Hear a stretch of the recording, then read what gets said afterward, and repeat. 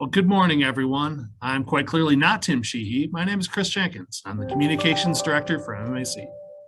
Tim is traveling this week, and I'm happy to be here filling in while he's out. Welcome to another edition of the Business of Metro Milwaukee. This is our monthly webinar providing insights on the business of Metro Milwaukee. This series puts a spotlight on the challenges and opportunities we face in sustaining and growing the region's prosperity. We hope that these insights will help shape your business and inspire you to help shape the region's future. The Delta variant of COVID-19 continues to challenge our business community and our overall community. And we're excited to have some great guests here today to provide some insights. Joining us today are Kari Atkinson, Vice President of Employee Rewards and Experience for ManpowerGroup, Mark Goldstein, President of the Goldstein Law Group. And a little bit later, we'll hear from Dr. Ben Weston, a Medical College of Wisconsin Associate Professor and Medical Director at the Milwaukee County Office of Emergency Management. But first, a word from our sponsor. Today's program is sponsored by United Healthcare. United Healthcare is working with the MMAC to help make it easier for you to find a health plan that works for your employees and your bottom line. That's why when you work with an MMAC affiliated broker, you'll receive discounted rates on United Healthcare's All Savers alternate funding health plans. Plus, you have the option to add other United Healthcare plans to your employee benefits package, such as specialty plans and supplemental financial protection plans for groups with as few as 5 employees. Contact your MMAC broker or visit mmAC.org to learn more. And now on to today's discussion. Kari, I'll start with you. How have Manpower's return to office plans and policies changed with the emergence of the Delta variant? Sure. So good morning. Glad to be part of this conversation. You know, obviously, one thing that everybody on this call, I'm sure, is experiencing is that uncertainty is the only certainty. So this summer, we did start our soft open for employees who kind of raised their hands like, hey, I want to start, building new routines, coming into the office some of the time. And with the emergence of the Delta variant, we really paused and relooked at our plans. And as other large employers across the country started requiring vaccines, we made the decision to do the same for our headquarters population. Our headquarters is the largest concentration of employees in the United States. So we made this decision, and we really took into factor of the health and safety of our employees, but also factoring in the greater collective good to help protect their families, the communities we serve, and really doing our part to be part of the solution. And we know that vaccines are key in our fight against COVID. So coming out and kind of saying, hey, we're going to delay our reopening till October 4th, and we're requiring vaccinations so that when our employees come back, they know that every guest, visitor, vendor, employee is vaccinated when they're in our headquarters building. And Kari, so Manpower is such a leader, both in terms of talking to your own staff, but also the people you place out in the field. How do you sort of get a sense of how all those different audiences are feeling, and do you survey them regularly? And does all that play a role into your decision making? Yeah, absolutely. Surveys play a role. We work closely with our clients, and oftentimes we're the thought partner. And this is where we're very lucky to be in the people business. That they really look to us to say, hey, what are you doing for your employees? How can we leverage that for our consultants and associates, as well as their workforce? So we do surveys of our internal staff employees, as well as working with our clients to survey consultants and associates about what they're thinking and feeling. Of a recent survey that we did, we found that the number one thing that makes people comfortable coming back to work is truly those health and safety protocols. When you think about a manufacturing site, people having those visible cleaning protocols, that they see the visible safety practices that are happening. So it's really leveraging that voice and experience and kind of knowing, you're going to know people's hesitations. And I think the one thing I learned through this process is you really have to approach it from understanding others' experiences. There may be a personal reason why people feel strongly. So I know that's one thing that's been very challenging, but really staying plugged in and surveying and really getting that data and insight drives a lot of decisions for us as well as our clients. Just from a nuts and bolts perspective, how big of a challenge is it to keep track of people's vaccination status and sort of keep that data protected? Right. So we started with, again, our headquarter population, and it's been a relatively seamless process. And this is why we kind of started with that population, because we know it's the highest concentration. So we work with our People and Culture Resource Center. We're very lucky to have such a strong team that, they do accommodations and processes like this every day. I think COVID has obviously shined a light on that, and requiring vaccinations is a new world for us. But what I have found is that leading with communication and transparency and giving people very clear expectations has really made this process more smooth. And even employees who came forward with medical accommodations that were at first very hesitant, they see this requirement come out and they don't know how that process will go. I've had many employees reach out and say, thank you for, handling this with such care and treatment and, being respectful of my personal situation. So I think the biggest takeaway is really having that process in place, but communicating, being transparent, and kind of keeping a pulse check too on what employee concerns are, and knowing that some of them are truly valid. Absolutely. Wanted to bring in Mark Goldstein as well to join the conversation. Mark, first, I guess I'll ask you the big news from last week, the Biden administration's new policies they rolled out. What were some of your main takeaways from that announcement? Well, Chris, thanks for having me. I guess my main takeaway, I'll offer you two. One is I feel like the administration felt like they had to do something, that this was a moment, and a precarious moment, with infections and hospitalizations and deaths increasing, and other parts of the country, and here too with health systems taxed to capacity in some respects.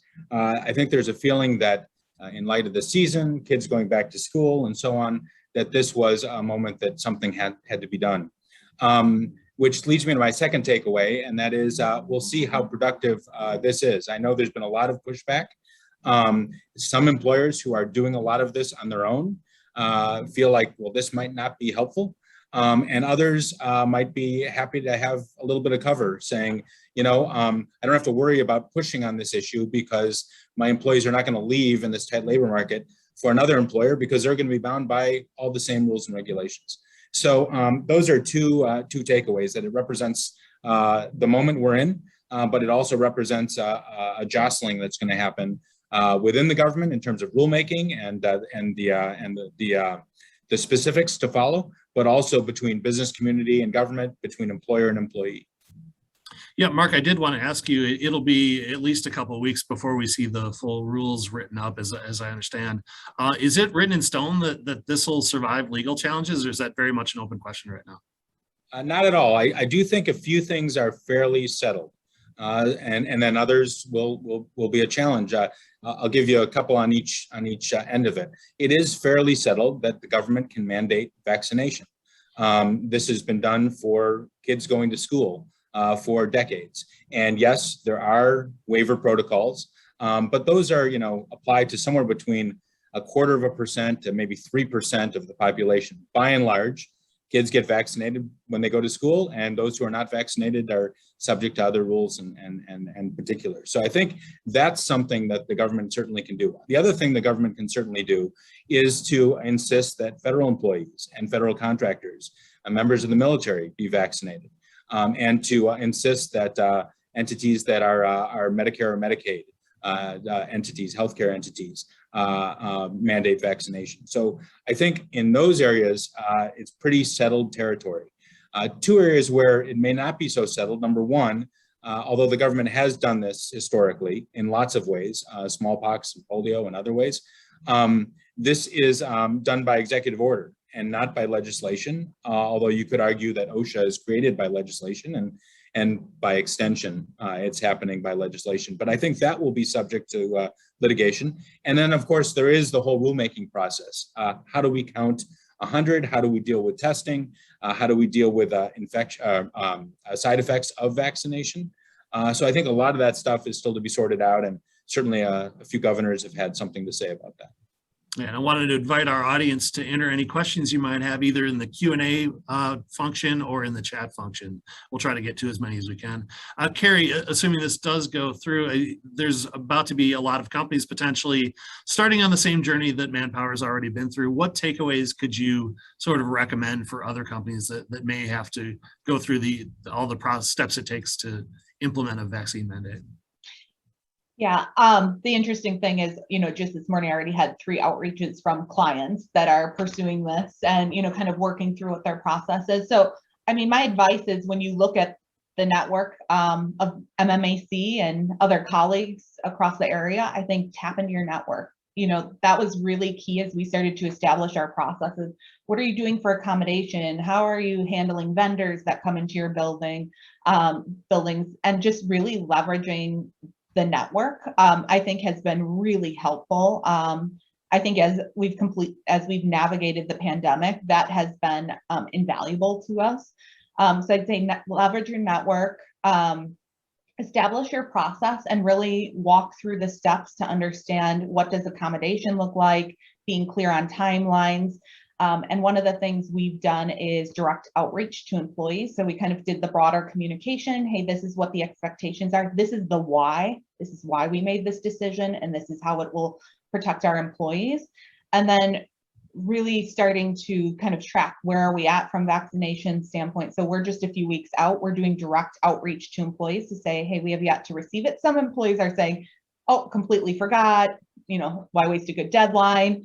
Others are reaching out with questions. But I would say that's probably where we've been successful, is being really clear and transparent, setting up a clear process for accommodations. And as I said, our HR teams are trained to do this. It's just new, there's new questions, new considerations. And, as I'm sure you've all been experiencing, there's emotions around it and decisions and family discussions that have to happen. And the second piece of advice I would give you is have a little bit of grace in your process. So we say October 4th is our deadline because that's when we're going to start returning. But we really built in a flexibility to that. If an employee says, hey, I got my first dose, but I'm not through the vaccination process, we're putting a little bit of grace into that process. And then when it comes to accommodations, we're also being very clear that the accommodation is granted till January, and at what point we'll reassess. Again, so much has changed. And I think if you communicate clearly that we continue to monitor, and we're going to make informed choices based on the data we have, that just reinforces, that things could change. Absolutely. Mark, we had a question from an audience member. Can the government mandate vaccinations for private entities? Yes. Can I take the opportunity to just build on a few things that Kari mentioned? Absolutely. So Kari, her first comment was, I think, a very useful one, which is, early on, maybe last May, there was real public pushback against this idea of passports and this idea of, looking at people's records. But we're at a point where employers really need to see those. And not only because we have to know who's vaccinated, who's not, but also at some point they'll expire, or there might be a need for boosters or so on. So tracking that is absolutely critical. And then just to build on this point about grace, it's been said many times by many people, there's really no point in shaming folks into vaccination or trying to convince them at this point. We've seen the whole spectrum. We've seen people who said, oh, you mean I need to I will get vaccinated. And they're to the Walgreens or to the doctor the next day or that day. And there are others who are very insistent. So not treating the group as a monolith and understanding that beyond religious and medical issues, which you can decide on your own how aggressive or assertive you want to be in challenging, there are other reasons that people have taken this position, and bringing them along as late as this is an art form. Absolutely. Mark, another question for you. Do you believe there is a legal basis for the enforcement penalty of $14,000 per violation? That's a great question. I think the answer, again, I would say is yes, but I'll give a caveat here. So you may recall that this is kind of where a lot of the litigation over the Affordable Care Act was. It was about these kinds of penalties. And I think there'll be a lot to be determined in terms of rulemaking, right? What constitutes a violation? There's a lot of talk, I don't think this is a secret, as to how could OSHA possibly enforce this and do enough inspections to do a reasonable effort at sizing this up. So there's a practical issue there. There's a legal issue there. That I think will certainly be the subject of some battle coming in the coming weeks. Kari, a question for you from the audience. Has Manpower experienced any employees quitting because of the vaccination mandate? Not at this time. So we're still very much going through the process of working with employees directly. What I have found is that most of those have reached out and requested an accommodation. You know, there's always the concern out there. Well, will people just say they have a religious belief and, you know, they don't truly have a deeply held belief? Through the process, you know, they're attesting that they're being honest and truthful in the statements that they're making. So what I have found is that most employees have been grateful for this. The vast majority are saying, you know, thank you for doing that. For those who truly have personal reasons for accommodations, whether religious, medical, or otherwise, are going through that process. So to date, we have not really, there have not been no direct cases where somebody says, I'm going to quit as a result of this. Conversely, we've heard from employees who said, I was just waiting for this final push. I'm going to go out and get it. So I think that balance of accommodation, and I think the other thing that we really factored in is as we return, we're not going back to how we used to work. You know, we have flexibility built into it that people are coming in the office 2 to 3 days a week. And I think that gives people some confidence too, that we're not just pushing vaccines to get people back to the office. Like, we're really trying to protect the health and safety, and we believe it's the right thing to do. So far, you know, we have not encountered that, but I believe in the coming weeks, as we start to kind of get down to those individual cases, you know, there might be some tough decisions. And as Mark pointed out, it may be a personal choice that they choose to not get vaccinated, and that is a decision that they're making. And we have to treat people with the utmost respect in that process. Yeah, Kari, as a follow-up to that, I know it's challenging for a company the size of Manpower to manage sort of a crisis for a year or more, but I also know that Manpower takes a very long-term view on things. How do you see like decisions about return to work and vaccination affecting your long-term recruiting strategy, both for employees at your headquarters and people you recruit to go out in the field? Yeah, I think, you know, what we see from our own thought leadership and what we hear, you know, from our employee base and clients is it's carrying forward what we learned in the last 18 months. And when we look at what workers want, it's change. And it has accelerated many changes, and there have been things that we didn't expect to happen. So I think it is truly looking beyond the crisis of what do you carry forward. So when I talk about the flexibility, that's critical. As we talk about returning to the office, there's still going to be a role for the office, right? There's connection, collaboration. We surveyed our employees, 90% of them said the reason they want to come back is because of that connection. I think the other thing that a lot of employers are trying to balance right now is this whole concept. If employees have been working remote for 18 months, it's a pretty big shift now to have them come back. It's like starting to work out again and building those muscles. The thing that I love is we support a field organization and clients who've been working in an office, in a manufacturing site since last June. You know, so we always have that leverage to kind of learn from who were those essential workers that went back right away versus this population that has been remote longer. And what we've learned is that flexibility, regardless of role, job, you know, to start later in the day or leave early to take your kids to soccer or have some convergence of kind of that personal and work, that's here to stay. So I would say the biggest takeaway is you do have to lean into what employees want in the future, but also understand the role of the workplace and collaboration and what that brings to an organization. Absolutely. Thank you.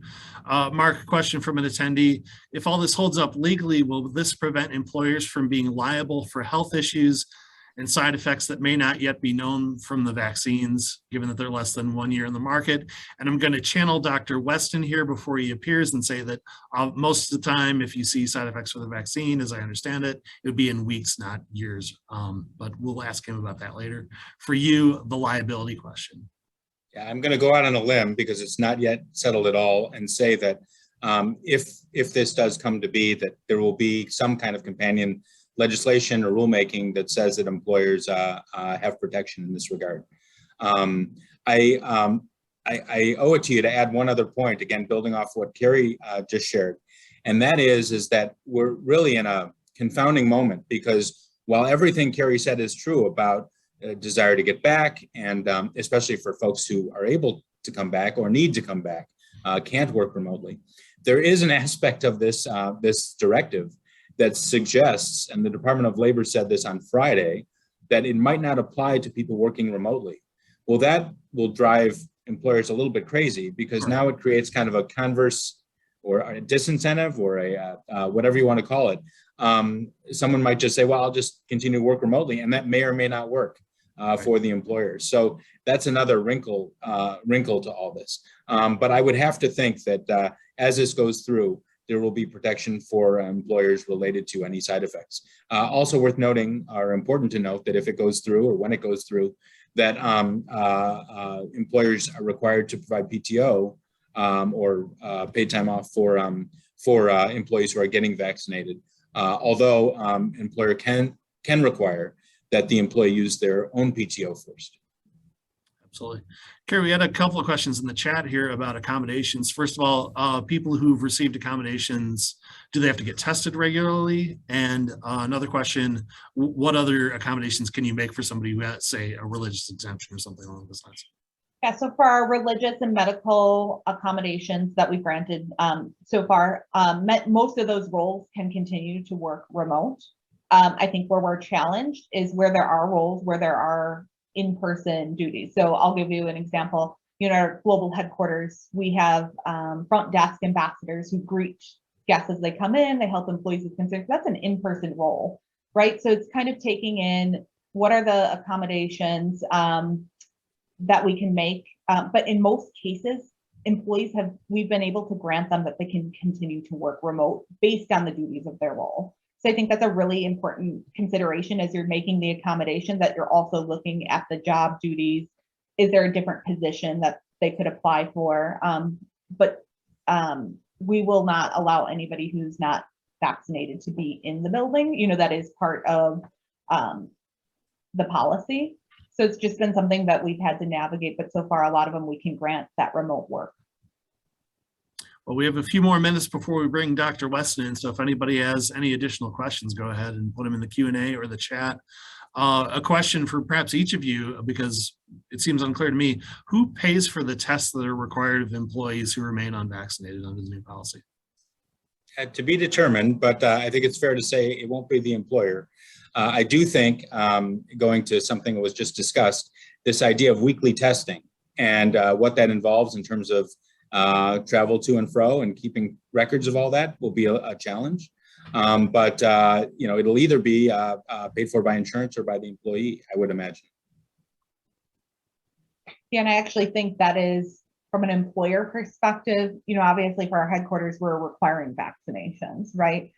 But if employers make the decision that they don't want to require it and they want to choose the testing option, that's where, from a logistics standpoint, you know, that's one of the scenarios we're talking through for our field organization too. What would that look like? How would you collect it? How would you monitor it? It would have to be relatively sophisticated process. But that's just one of the things that we're kind of scenario planning with our, we actually have a vaccine risk management team kind of looking at some of this and thinking through what this looks like.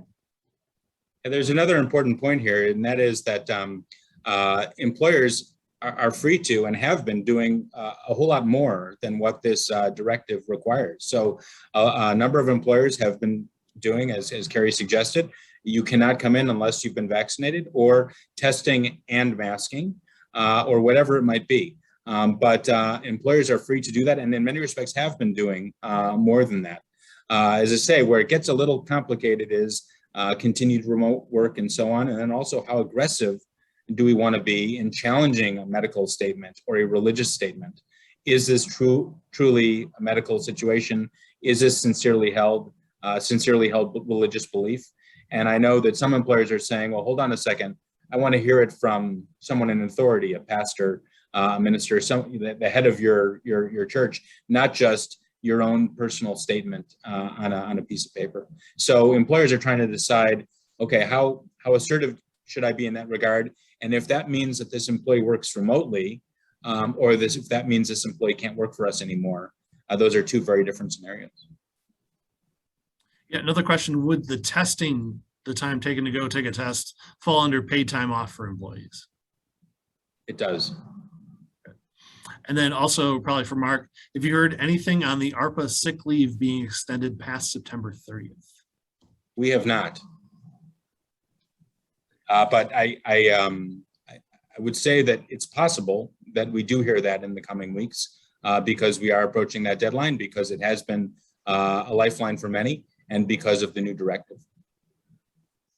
A very good nuts and bolts procedural question here, maybe for Kari, you, but Mark, you could speak to what maybe some of your clients are doing.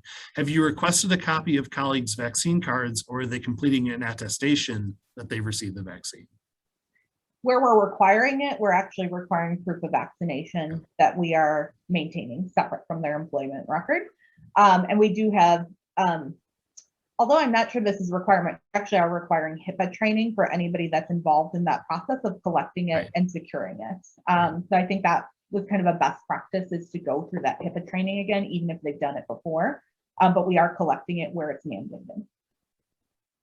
Yeah, I agree with both of those comments. And I would say that this really harkens back to like the I-9 discussions from years back about, do we collect cards or make copies of cards? Do we not? Now there's a feeling like there's enough fraud, misunderstanding, misremembering that we should have a record of what we looked at and what we relied upon. Absolutely. Another question for you, Mark, for companies that are maybe in that the smaller side of the 100+ range, how challenging is all this in terms of just logistics if you don't have like a large, well built out HR department? It's very challenging, although if one keeps what Kari was talking about front and center, which is at the core, a healthy workforce means a productive workforce. And what we haven't talked about is the people who are vaccinated, the people who are anxious about working with folks who are not vaccinated. We're now at about 70 to 75% of the population that's vaccinated. And when you envision that children under 12 cannot be vaccinated, that's a pretty sizable number. We're never going to get past 92, 95, but we should get into the 80s. That's a lot of folks who are hoping and relying upon a safe workplace. So I think the short of it is, if that's front and center, if that's driving your decision making, then all of a sudden masks, hand washing, social distancing, and being a little more assertive on this front is all worth doing. Now, I'd add one other point, and that is, I've been amazed by how many folks, you talk to them again, you have a clinic on site, you talk to them again, and lo and behold, they get vaccinated. So I'd encourage employers who have kind of given up saying, my people won't. Well, maybe tomorrow they will. And I wouldn't give up on that, but it is very challenging. And it's especially challenging in light of the fact that rolling into the summer, we kind of thought we were past this. And now we're looking at something all too familiar. Mark, another legal question for you. If a company stopped doing FFRCA as of 3/31, can they decide to start that again? And I believe that may refer to the Families First Coronavirus Response Act, employer paid leave, if I have that correct. Correct. So, I'm going to wing it a little bit and say, yes and no, the lawyerly answer. Yes, in the sense that the employer could always make that decision to continue that. But the challenge is going to be how many instances have there been since March that were denied or refused, and how do we look back on those if we're going to do it going forward? Plus, as you indicated, it's just a few more weeks on some of this. So it's a yes and no answer. Absolutely. Well, I guess I'll close this segment of our program by asking each of you what you expect to see next. More uncertainty? No. I think it is just being adaptable, because we don't know what to expect. The thing that's top of mind for me is cold and flu season. So we have schools, we have cold and flu season, we have tough decisions to make, we have potential regulations coming. So I think it is, again, tap into your network. Anyone on this call can reach out to me, have their HR teams reach out to me. But I think that's going to be so invaluable as we kind of navigate this together, that we have to be adaptable for what's to come. But it's all about protecting the health and safety of our people in our communities. And I would say I feel very fortunate that in light of what we do, that every day I'm exposed to situations where someone got COVID, someone is a long haul COVID person, death, intubation, all these things that keep it front and center. It's easy to become a little complacent about this because we're weary and we've been languishing for many months now. So that to me serves as a daily reminder as to what we're playing for and what this is all about. And what makes me anxious is we're heading into cooler weather, cold and flu season, and anything we can do to keep our people safe, I think is worth doing. Absolutely. Well, Kari, Mark, thank you so much for your time. We really appreciate both your time and your perspective. Thanks for being here today. Thank we'll you. bring in Dr. Weston at this point.